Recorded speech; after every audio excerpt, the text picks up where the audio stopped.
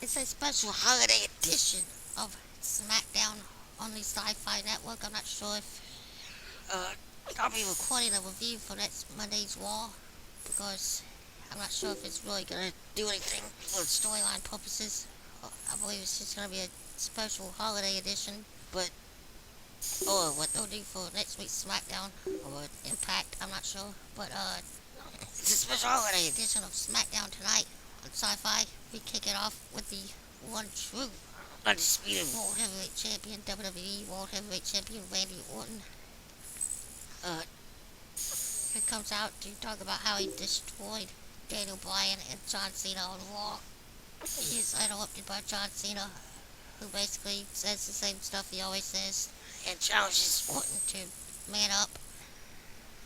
This is interrupted by Daniel Bryan, and they pretty much all three go back and forth until uh, the Shield interrupts, and by coming out of the crowd, Orton falls out of the ring, leaving Cena and Bryan by themselves uh, until CM Punk runs down to even up the odds. The Shield never come into the ring, uh, but we do get Vicky Guerrero, who comes out on the stage and makes the special six-man tag match main event for tonight. Cena, Bryan, and Punk against the three members of the Shield, Rollins, Reigns, and Ambrose is our main event. We also got the tag team champions, the Cody Rhodes and Goldust against Eric Rowan and Luke Harper of the Wyatt family. Not sure if the titles are on the line or not, but the first segment was basically nothing more than a back and forth three-way promo, pretty much setting up what we all should know is coming. A triple threat with Cena, Orton, and Bryan for the title, possibly at Royal Rumble. But the first match of the night, Intercontinental Champion Big E Langston takes on Jack Swagger with Big E had Mark Henry in his corner, and Swagger had Antonio Cesaro and Seb Coulter on his side. Seb Coulter came out with holding up a sign saying that Santa Claus was an illegal immigrant, which I thought was hilarious. But the hilarity ended fast when Big E hit the big ending on Swagger for the 1, 2, 3. Mark Henry and Big E celebrate.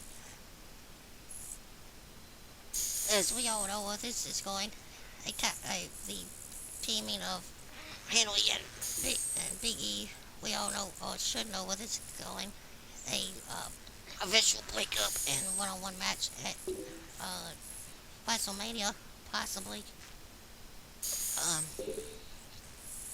But Swagger takes the loss. But coming up next, AJ Styles, coming up next, AJ Lee, the Divas champion, leads Tamina into battle as Tamina takes on one of the Bella twins. I'm not sure which one, but it's coming up next. Your Divas champion on your screen for your enjoyment. Let's see how it turns out. Brie Bella got a fairly upset win, in my opinion, over Tamina. But the best part of the match was AJ on commentary once again. Hilarity ensued from AJ on commentary until Brie got the cheap win, in my opinion, by moving rolling out of the way to avoid the Superfly splash and rolling up Tamina for the 1, 2, 3. After the match, Brie rolls out of the ring and pie faces AJ back into a chair, and AJ tries to go after her, but Tamina, being the bodyguard that she is, holds back AJ from a 2-on-1 beatdown from the Bella twins. Knowing there was two of them against one AJ and Tamina, who was just been in a match. But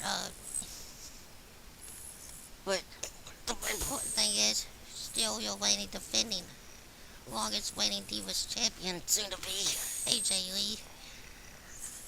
Still on top of the Divas division. And we still got more SmackDown to go. So let's see how it all continues. The new Sin Cara gets a win over 3MB member Drew McIntyre at following its Swanton Bomb for the 1-2-3. Or a Senton Bomb, whatever you want to call it, for the 1-2-3. A new rejuvenated push for Sin Cara. We all know it's not the same guy. It's Honeycomb under the mask, but apparently they're gonna try to run with the whole Sin Cara thing. And possibly do that match they wanted to do last year, I believe. Sin Cara versus Wwe Smackdown. In a traditional luchador style match, which I'd love to see, even though it's not the same as Sin Cara. But they've wanted to do this since last year to try to get into the Guinness Book of World Records for the most mask in one area. So apparently they might try that now. They actually have a man under the mask of Sin Cara who can actually pull off the moves that they wanted to do. But we still got more SmackDown, so let's see how it all continues. We come back to SmackDown, and it's Tensai versus Brodus Clay, the official explosion of Tons of Funk. It looked like Brodus was gonna get a win after hitting a couple of splashes in the corner and one on the mat to Tensai, but as soon as it looked like he was gonna close in on the win, the Funkadactyls came onto the stage along with Xavier Woods dancing to the Tons of Funk music and distracting Brodus Clay, allowing Tensai to roll him up for the 1-2-3.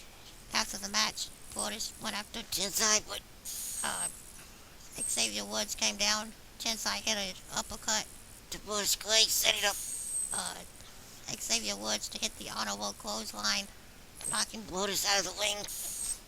The Funkadactyls didn't enter the ring, and the dancing was on. The party was on as Tensai and Xavier Woods danced with the Funkadactyls as the self-proclaimed main event player. Brodus Clay looked on in anger as he walked away. Apparently now Brodus has not only lost his tag team partner, he's lost his music and his goals. So where does this leave Brodus Clay? Where does he go from here? We'll have to wait till possibly Monday or next Friday to find out somewhere down the road what happens with Brodus Clay. But apparently now Tensai and Xavier Woods are now possibly tag team partners now, I guess. But we still got a little over an hour left of SmackDown, so let's see how it all continues. The Wyatts pick up a dominating win over the tag team champions Goldust and Cody Rhodes. Goldust actually spent a lot of time in the ring. I don't know if anyone else has noticed this, but I have. That Goldust has lately been spending more and more time in the ring, fighting in these tag matches than I would expect someone in his position to do. But could this be leading to the possible inevitable breakup of the Rhodes family as a tag team, moving into the WrestleMania season? I think it could end up that way. I can see the Wyatts eventually winning the tag titles, and Goldust or Cody, one of them, gets upset with the other, and the team breaks up, going into WrestleMania in the one-on-one match that we've all been waiting for.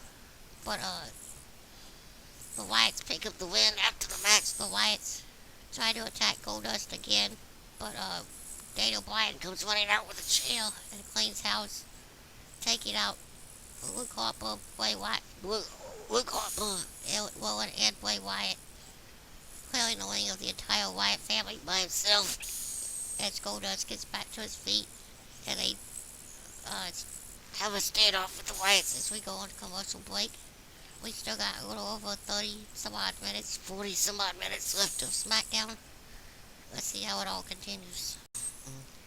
The winner, Miz, gets a quick win over Damon Sandow after Sandow reveals his mission this Monday to cancel Christmas by defeating the Good Santa, aka Mark Henry, in a one-on-one match for the, I guess, what they're calling the Fate of Christmas. Miz comes out to challenge Sandow for the one-on-one match and ends up getting rolled up for the quick 1-2-3. Sandow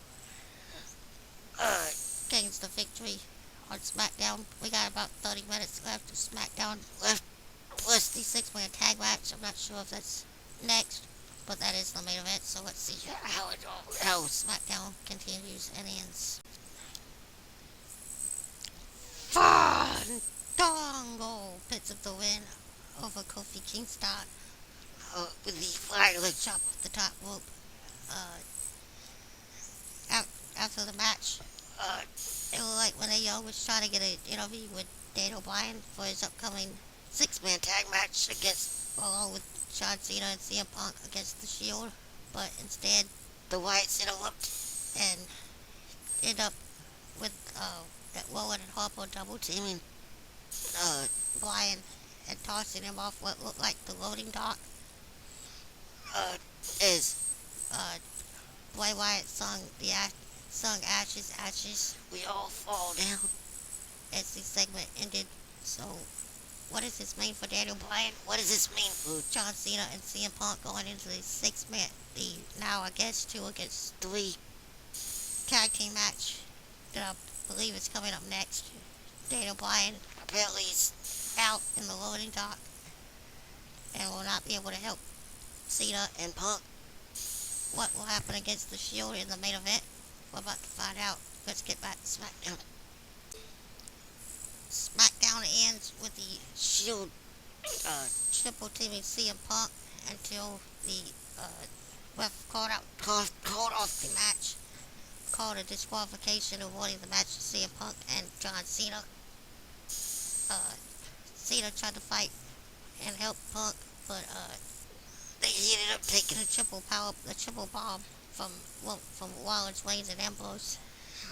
And they continued to beat down Punk 3-on-1 until the Intercontinental Champion Big E Langston came out and cleared the ring.